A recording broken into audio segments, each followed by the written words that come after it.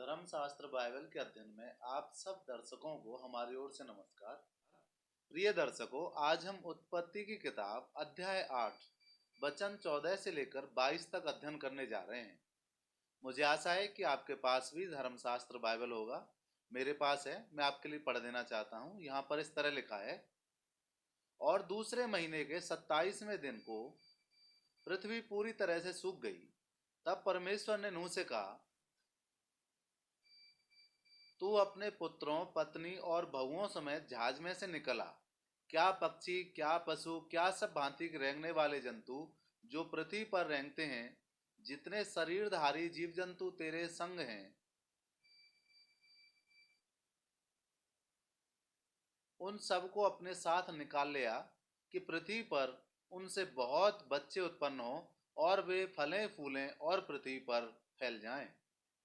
तब नूह और उसके पुत्र और पत्नी और बहुएं निकल आईं, और सब चौपाए रेंगने वाले जंतु और पक्षी और जितने जीव जंतु पृथ्वी पर चलते फिरते हैं, सब जाति जाति करके जहाज में से निकल आए।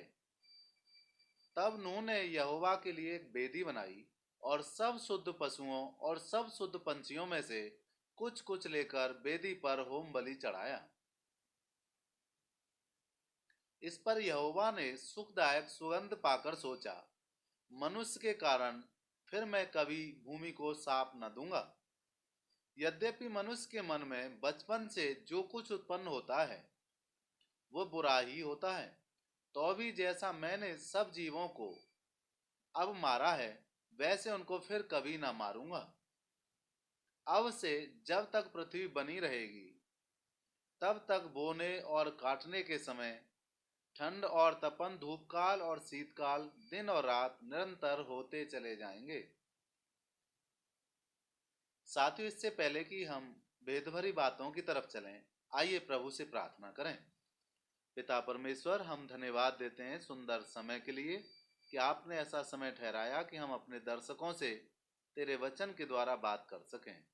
प्रभु जी, हमारे दर्शकों को और हमें पवित्र आत्मा दीजिए ताकि हम उन्हें अच्छे से समझा सकें और हमारे दर्शक अच्छे से समझ सकें। पिता परमेश्वर, यह प्रार्थना विनती अपने उद्धारकर्ता मसीह यीशु के नाम से मांगते हैं, आमीन। प्रिय दर्शकों, हम सब ने देखा कि किस तरह से जल प्रलय आई, और जल प्रलय से बचाव के लिए परमेश्वर ने नूह को एक जहाज बनाने के लिए अपनी योजना बताई। और नूह चूंकि एक धर्मी जन था, उस पर परमेश्वर की दृष्टि रही। इस वजह से नूह को परमेश्वर ने अपने मन की बात बताई थी। परमेश्वर के मन में पूरी धरती के प्राणियों को नष्ट करने का विचार था, और यह विचार उसने नूह के साथ साझा किया, और नूह ने परमेश्वर के द्वारा बताए गए उपाय का पालन किया। परमेश्वर ने इस जगत में से उन लोगों को जो उस पर ईमान रखते हैं और उसकी बातों पर भरोसा रखते हैं, बचाने के लिए एक रास्ता बनाया, और वह रास्ता था नूह का जहाज। और नूह ने लगभग 120 साल तक उस जहाज निर्माण के काम में वो लगे रहे। और हम जानते हैं कि उस समय के लोगों को अवसर मिला कि वो भी पश्चाताप कर सकते, वो भी अपने बुरे कार्यों को छोड़कर जहाज में आकर बैठ सकते थे। लेकिन उन्होंने परमेश्वर की चेतावनी को तुच्छ समझा, नूह के काम पर बिल्कुल ध्यान न दिया और अपने आप को विनाश के लिए तैयार किया। उस समय के लोगों में से बस मात्र 8 प्राणी बचाए गए थे। साथियों, हम एक अच्छी बात यहाँ पर यह देखते हैं कि जब जहाज में से निकलने का समय आ गया था कि वो जहाज से निकलें, जल प्रलय समाप्त हो गई थी, तो जहाज में से निकलने के बाद हम नूह पर दृष्टि कर सकते हैं। हम देख सकते हैं कि नूह ने पहला प्रथम काम क्या किया। उसने सर्वप्रथम परमेश्वर के लिए एक वेदी बनाई और उस वेदी पर बलिदान दिए। साथियों, इंसान की जिंदगी में सर्वप्रथम परमेश्वर ही होना चाहिए। हम जानते हैं कि किस तरह नूह ने अपने साथ अपने परिवार को और उसके साथ जितने जीव जंतु बैठे थे उनको बचाव का एक अवसर दिया, और जब वो सब बाहर निकले तो उनके लिए एक नई दुनिया थी। पुरानी दुनिया खत्म हो चुकी थी सिर्फ मात्र 8 प्राणी। कैसा मनोहर मंजर रहा होगा। हो सकता है भयानक हो, लेकिन ऐसी पूरे मंजर में हम देख सकते हैं कि उन्होंने सर्वप्रथम एक काम किया, और वो ये था कि उन्होंने वेदी बनाई और वहां पर परमेश्वर के लिए कुर्बानियां चढ़ाई। साथियों, उस जमाने के लोग, जब नूह उन लोगों के साथ रहता था, वो पूरी तरह परमेश्वर से फिर गए थे और अपने संसारी कामों में मन लगाए हुए थे, जिसके बारे में खुद परमेश्वर ने कहा कि मनुष्य के मन में निरंतर बुरा ही उत्पन्न होता है, इसलिए मैं इन्हें नष्ट करूंगा। अब कोई गुंजाइश नहीं बची है कि ये सही सोचें। लेकिन साथियों, इस जल प्रलय के पूरे दृश्य की वजह से, और चूंकि इस जल प्रलय ने सब कुछ नष्ट कर दिया था, तो अब एक नई जिंदगी नूह के सामने थी। और उस नई जिंदगी में सबसे पहला कर्तव्य उसने जो करा, वो परमेश्वर को पहला स्थान दिया और परमेश्वर के लिए भेंटें चढ़ाई।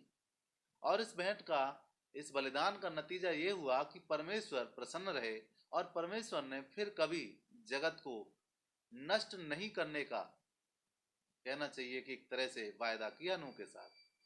और जिस तरह हमने देखा कि 21 वचन में लिखा है, बहुत अच्छी बात, कि मनुष्य के कारण मैं फिर कभी भूमि को साफ न दूंगा। यद्यपि मनुष्य के मन में बचपन से जो कुछ उत्पन्न होता है वो बुरा ही होता है, तो भी जैसा मैंने सब जीवों को अब मारा है, वैसा उनको कभी न मारूंगा। सिर्फ एक काम जो नूह ने किया, अपने जीवन में परमेश्वर को पहला स्थान दिया और जहाज से निकलने के बाद परमेश्वर के लिए बलिदान चढ़ाए और परमेश्वर को प्रथम माना। आज के समय के लोगों के लिए भी साथियों, परमेश्वर को प्रथम मानना अति आवश्यक है। परमेश्वर के लिए अच्छे कार्य करना अति आवश्यक है। उस समय जो बलिदान परमेश्वर के लिए चढ़ाया था, वो परमेश्वर के लिए सबसे अच्छा काम ठहरा। क्यों? क्योंकि इसलिए सबसे अच्छा काम ठहरा क्योंकि उस जहाज में उनके पास और कुछ भी कीमती चीजें नहीं थी। उनके पास जो कुछ कीमती चीजें थी, उनमें से उसने कुछ को परमेश्वर के लिए बलिदान किया था। और वो पाक जानवर, वो पाक पक्षी, वो उसके लिए बलिदान चढ़ाए गए। हम देखते हैं कि परमेश्वर के लिए शुद्ध बलिदान चढ़ाया गया। साथियों, परमेश्वर ने इस कार्य से प्रसन्न होकर अपनी एक वाचा बांधी कि मैं फिर अब कभी मनुष्य को नष्ट न करूंगा। और अब परमेश्वर मनुष्य की कमजोरी को भी जान चुके थे। वो इस बात को अच्छी तरह जानते थे कि मनुष्य में सबसे बड़ी एक कमजोरी है कि वो लड़कपन से ही बुरे विचारों से घिरा रहता है और लगातार बुराई में ही फंसा रहता है कला। और साथियों, हमारे लिए एक चिन्ह करके ठहराया। हमें ये कहना चाहिए कि आदर्श दिया कि हम नूह के जीवन को देखें। जी हाँ, नूह के जीवन से हम कुछ सीखें। नूह अपने जीवन में आज्ञाकारी रहे। नूह ने वो कर दिखाया जो परमेश्वर ने उससे कहा, और नूह अब एक नई सृष्टि में थे। हम में से बहुत से लोग नहीं जानते साथियों कि एक नई सृष्टि में बहुत थोड़े लोग होंगे। जी हाँ, जिस तरह ये नूह और नूह के घराने के केवल 8 लोग ही पूरी धरती पर थे, उसी प्रकार बहुत ही थोड़े लोग परमेश्वर की दुनिया में प्रवेश करेंगे, जो नई सृष्टि होगी। जी हाँ, नई सृष्टि के बारे में क्या आप जानते हैं दर्शकों? नई सृष्टि मसीह यीशु के द्वारा होगी, जिसमें उद्धार पाए हुए लोग शामिल होंगे। क्या आपने अपने जीवन में उद्धार की प्राप्ति की है? क्या आपने अपने जीवन में परमेश्वर के लिए कुछ करने की ठानी है? क्या आप परमेश्वर की चेतावनियों को मानकर परमेश्वर के अनुसार अपने आप को चलाने की कोशिश में हैं? जी हाँ, आज जानने की आवश्यकता है, आज समझने की आवश्यकता है। हम परमेश्वर के वचन से साथियों 4 चीजें देख सकते हैं। पहली बात हम यह देख सकते हैं कि परमेश्वर के विरोध में किए गए काम छिप नहीं सकते। जी हाँ, आज की दुनिया में भी लोग परमेश्वर को एक खिलौना समझकर उसके साथ खेल रहे हैं और परमेश्वर को एक सजावट की वस्तु समझकर दूर रख रहे हैं, जबकि वो हृदय में रहने वाला प्रभु और जीवित परमेश्वर है। वो अपने गुनाहों को गले लगा रहे हैं और गुनाह में अपनी जिंदगी बड़े आराम से जी रहे हैं। ठीक उसी समय जब नूह के जमाने में सृष्टि का नाश हुआ, उस समय भी लोगों ने परमेश्वर का इनकार किया था और संसार के कामों को अच्छा जाना और वो दुनियावी कामों में लगे रहे, और परिणाम ये हुआ कि वो नष्ट हो गए। जी हाँ, आज भी लोग अपने खाने कमाने, अपने पैसे कमाने में और अपने ऐशो आराम की वस्तुएं इकट्ठे करने में और संसार के दिए हुए उन रास्तों पर चल रहे हैं जो उन्हें मन माने अच्छे लगते हैं। जी हाँ, वो उन रास्तों पे चल रहे हैं जो उन्होंने खुद बनाए हैं। परंतु हम जानते हैं कि परमेश्वर का बनाया हुआ रास्ता ही हमें नजात दे सकता है, उद्धार दे सकता है, हमें गुनाहों से बचा सकता है। आज भी लोग परमेश्वर की चेतावनियों को चेतावनी नहीं मान रहे हैं और मन माने अपने ढंग से चल रहे हैं। जी हाँ, इसीलिए उस जमाने के लोग नाश हुए। आज के जमाने के लोग भी अंत में नाश होंगे अगर उन्होंने मन नहीं फिराया तो। दूसरी बात साथियों, हम देखते हैं कि परमेश्वर ने चेतावनियां दी हैं। जी हाँ, धर्मशास्त्र बाइबल के द्वारा मनुष्य को चेतावनी दी है। पहली चेतावनी उसे ये दी है कि वो अपना मन फिराए और प्रभु के राज्य में आ जाए। जी हाँ, वो अपने बुरे कामों से मन फिराए और परमेश्वर की धार्मिकता को धारण करे और परमेश्वर के बताए हुए नियमों के अनुसार अपने जीवन को जिए। लेकिन आज मनुष्य अपने लिए खुद के नियम बना रहा है और खुद मन माने ढंग से चल रहा है और परमेश्वर की चेतावनियों को बिल्कुल भुला दे रहा है। जी हाँ, नबियों ने बाइबल के अनुसार बहुत सी चेतावनियां दी। मसीह ने भी आकर हमें चेतावनी दी कि मन फिराओ या फिर नाश होने के लिए तैयार रहो। जी हाँ साथियों, आज हम अपना मन फिराकर प्रभु के चरणों में लाते हैं अपने आप को, या फिर नाश होने के लिए संसार के हवाले करते हैं, ये हमें जानने की आवश्यकता है। तीसरी बात हम देखते हैं कि उस जमाने के लोगों ने बिल्कुल मन नहीं फिराया था। नूह लगातार जहाज बनाते रहे और वो नूह का मजाक उड़ाते रहे, लेकिन उन्होंने मन नहीं फिराया। आज के लोग भी सुसमाचार को सुनकर भी परमेश्वर की तरफ अपना मन नहीं फिरा रहे हैं। बहुत से हमारे साथी युवा हम जिन्हें देखते हैं दुनिया में, ये दुनिया में लोग बहुत तेजी से मन माने रास्तों पर चल रहे हैं, मन फिराव के लिए परमेश्वर के निकट नहीं आ रहे हैं, सुसमाचार को सुनकर उस पर ईमान नहीं ला रहे हैं। इस कारण साथियों, विनाश हमारे सामने खड़ा है।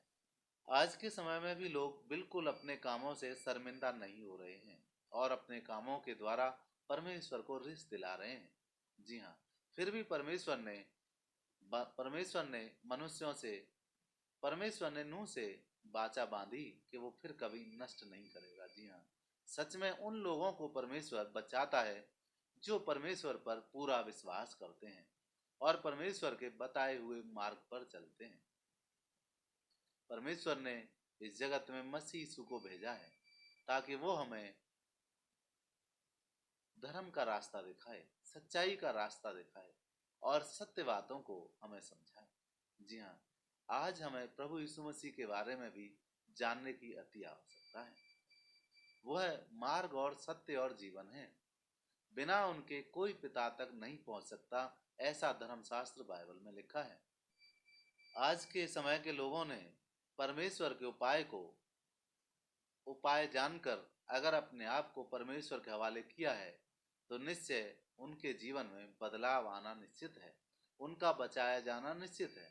उस जमाने के लोगों में से भी जब नूह के समय तूफान आया और बाढ़ आई और लोग डूबकर मर गए, उस जमाने के लोगों ने परमेश्वर के उपाय को तुच्छ समझा, महत्वपूर्ण नहीं समझा, क्योंकि उस समय के लोगों ने नूह के बनाए गए जहाज का मजाक उड़ाया। नूह की करी गई मेहनत को उन्होंने बेकार किया। कई बार नूह के कामों को बिगाड़ने की कोशिश भी की। आज भी अंधकार की शक्तियां, शैतान और शैतान के दूत सुसमाचार को बिगाड़ने में लगे हैं। वो और ही रास्ते मनुष्य को उद्धार पाने के दिखा रहे हैं। वो मनुष्य के सामने ऐसे ऐसे लुभावने रास्ते ला रहे हैं कि मनुष्य सोच रहा है इनसे ही उद्धार होगा, लेकिन नहीं। सावधान साथियों, उस जमाने के लोगों को बचाने के लिए परमेश्वर ने नूह का जहाज दिया। इस जमाने के लोगों को बचाने के लिए परमेश्वर ने अपना प्रिय पुत्र उद्धार करता मसीह यीशु दिया है, ताकि हम उसकी सुने, उस पर विश्वास करें और आने वाले क्रोध से बच जाएं। जी हाँ साथियों, उस जमाने का जो संसार था वो जल से डूब कर नष्ट हुआ। इस जमाने का संसार भी आग से नष्ट होगा। जी हाँ, आग आसमानी और सारी सृष्टि का विनाश तैयार है। हम ज्यादातर दुनिया को देख रहे हैं, वो विनाश की तरफ तेजी से बढ़ती चली जा रही है। और दुनिया का विनाश होना अति आवश्यक है, क्योंकि लोगों ने धर्म का मार्ग छोड़ दिया है, अधर्म को अपना लिया है, जीवित सच्चे परमेश्वर को त्याग दिया है और अपने मन माने ढंग से ईश्वर को प्राप्त करने के रास्ते बना लिए हैं। साथियों, आज हमारी पीढ़ियां लगातार लगातार परमेश्वर से दूरी बना रही हैं, लगातार धर्म के कामों से हटकर केवल अपनी रोजी रोटी के चक्कर में ही समय व्यतीत कर रही हैं। आज के समय के लोगों के पास उतना समय नहीं बचा है कि वो परमेश्वर के चरणों में आए, क्योंकि वो भूख की ज्यादा चिंता कर रहे हैं, अपने ऐशो आराम की ज्यादा चिंता कर रहे हैं, अपनी दुनिया की तरक्की की ज्यादा चिंता कर रहे हैं, लेकिन नूह की तरह अपने जीवन से परमेश्वर को प्रसन्न करने की कोशिश नहीं कर रहे हैं। जी हाँ साथियों, नूह 120 दिन लगभग वो जहाज में बंद रहा, और हम देखते हैं कि जहाज से निकलने के तुरंत बाद उन्होंने बलिदान चढ़ाए, और उनका बलिदान परमेश्वर को पसंद आया, क्योंकि उन्होंने परमेश्वर को भुलाया नहीं था। बेशक वो घोर विपत्ति में थे, जहाज में बंद थे, बाहर की दुनिया का नजारा उनके सामने नहीं था, पर फिर भी जैसे ही वो बाहर आए, उन्होंने प्रभु की सुधि रखी, परमेश्वर को पहले बलिदान चढ़ाया, परमेश्वर को स्मरण किया। जी हाँ साथियों, हम घोर मुसीबत में क्यों ना हो, घोर परीक्षा में क्यों ना हो, हमें परमेश्वर को अपनी जिंदगी में पहला स्थान देना चाहिए। वैसे तो हम सब आदम के वंशज हैं, लेकिन जल प्रलय के समय आदम के वंशज लगभग समाप्त हुए और नए वंशज हमें नजर आए, जो नूह के वंशज हैं। जी हाँ साथियों, नूह के बारे में धर्मशास्त्र में परमेश्वर ने खुल के बातें की हैं, उसे हमारे लिए नमूना बताया है। वैसे तो एक कहावत है साथियों, कि बच्चे अपने माता पिता को जाते हैं। क्या हम धार्मिकता की रीति से, अपने जीवन से, अपने उस प्राचीन नूह के गुण अपनी जिंदगी से दिखाते हैं, या फिर आज भी अपने उस आदम के स्वभाव में ही है, जो लगातार लगातार परमेश्वर के विरोध में चलता चला गया, भरमाया गया और मृत्यु को ले आया। साथियों, आज हमें नूह के जीवन पर ध्यान देने की आवश्यकता है। नूह भरमाए नहीं गए, उनसे परमेश्वर बोले और उन्होंने परमेश्वर के अनुसार ही काम किया। जहाज बनाया, जहाज के अंदर अपने परिवार सहित गए और जीव जंतुओं के साथ गए, और जहाज में 120 दिन के लगभग बंद रहने के बाद भी वो जब जहाज से बाहर निकले, जल प्रलय समाप्त हुई, तब भी उन्होंने परमेश्वर को पहला स्थान दिया और परमेश्वर को बलिदान चढ़ाकर यह साबित किया कि परमेश्वर उनके लिए खास है। परमेश्वर ही उनके लिए वो है जो सबसे ऊंचे स्थान पर है। उनके जीवन का प्रथम कोई है तो वो परमेश्वर है। जी हाँ साथियों, आज हम और आपके लिए कौन है पहला स्थान? क्या रुपया पैसा, या हमारी नौकरी, या फिर हमारी जिद, जो आज हम परमेश्वर से दूरी बनाने की कर बैठे हैं? साथियों, नाराज ना हो, परमेश्वर सदा से भला है, वो भले लोगों के लिए भला है। परमेश्वर उन सब पर अपनी करुणा किया करता है जो उस पर विश्वास करते हैं, जो उस पर ईमान रखते हैं, उसको वो बचाता है। साथियों साथियों, परमेश्वर को पाए हमारे और आपके लिए भी है।